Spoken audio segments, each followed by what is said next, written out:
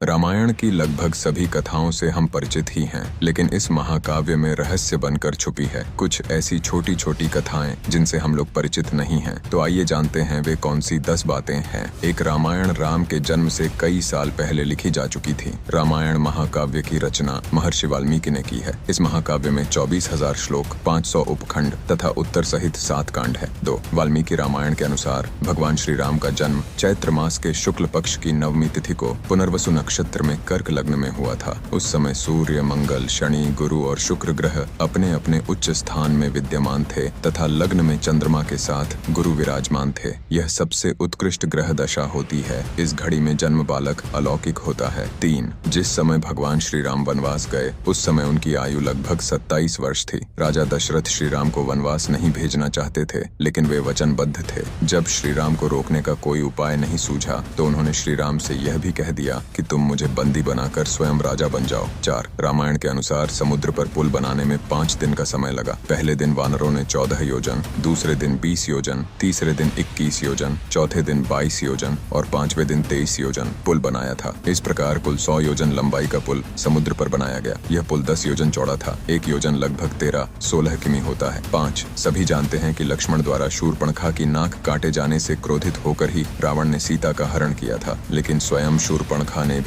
रावण का सर्वनाश होने का श्राप दिया था, क्योंकि रावण की बहन शूर्पणखा के पति विद्युत जिह्व का वध रावण ने कर दिया था। तब शूर्पणखा ने मन ही मन रावण को श्राप दिया कि मेरे ही कारण तेरा सर्वनाश होगा। कहते हैं जब हनुमान जी ने लंका में आग लगाई थी और वे एक सिरे से दूसरे सिरे तक जा रहे थे तो उनकी नजर शनि देव पर पड़ गई। वे एक कोठरी में बंधे पड़े थे। हनुमान जी ने उन्हें बंधन मुक्त किया। मुक्त होने पर उन्होंने हनुमान जी के बल बुद्धि की भी परीक्षा ली और जब उन्हें यकीन हो गया कि वह सचमुच में भगवान रामचंद्र जी के दूत हनुमान जी हैं, तो उन्होंने हनुमान जी से कहा कि इस पृथ्वी पर जो भी आपका भक्त होगा उसे मैं अपनी कुदृष्टि से दूर ही रखूंगा, उसे कभी कोई कष्ट नहीं दूंगा। इस तरह शनिवार को भी मंदिरों में हनुमान चालीसा का पाठ होता है तथा आरती गाई जाती है। 7. जब खरदूषण मारे गए तो एक दिन भगवान रामचंद्र जी ने सीता जी से कहा, प्रिय, अब मैं अपनी लीला शुरू करने जा रहा हूँ। खरदूषण मारे गए। शूर्पणखा जब यह समाचार लेकर लंका जाएगी तो रावण आमने सामने की लड़ाई तो नहीं करेगा, बल्कि कोई न कोई चाल खेलेगा और मुझे अब दुष्टों को मारने के लिए लीला करनी है। जब तक मैं पूरे राक्षसों को इस धरती से नहीं मिटा देता तब तक तुम अग्नि की सुरक्षा में रहो। भगवान रामचंद्र जी ने उसी समय अग्नि प्रज्वलित की और सीता जी भगवान जी की आज्ञा लेकर अग्नि में प्रवेश कर गई। सीता माता जी के स्थान पर ब्रह्मा जी ने सीता जी के प्रतिबिंब को ही सीता जी बनाकर उनके स्थान पर बिठा दिया। 8. अग्नि परीक्षा का सच। रावण जिन सीता माता का हरण कर ले गया था वे सीता माता का प्रतिबिंब और लौटने पर श्री राम ने यह पुष्टि करने के लिए कि कहीं रावण द्वारा उस प्रतिबिंब को बदल तो नहीं दिया गया, सीता माता से अग्नि में प्रवेश करने को कहा, जो कि अग्नि के घेरे में पहले से सुरक्षित ध्यान मुद्रा में थीं।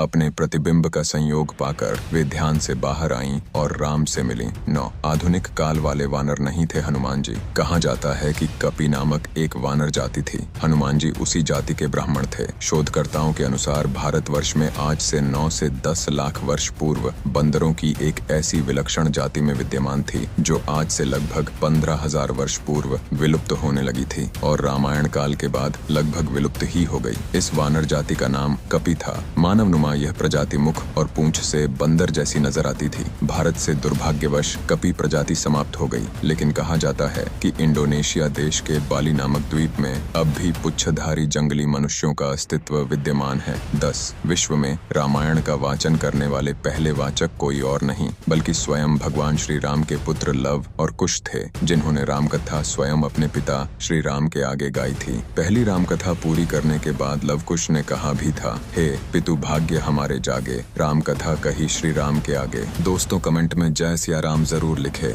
दोस्तों वीडियो अच्छी लगी तो लाइक और कमेंट करके चैनल को जरूर सब्सक्राइब कर देना। आपका बहुत बहुत धन्यवाद।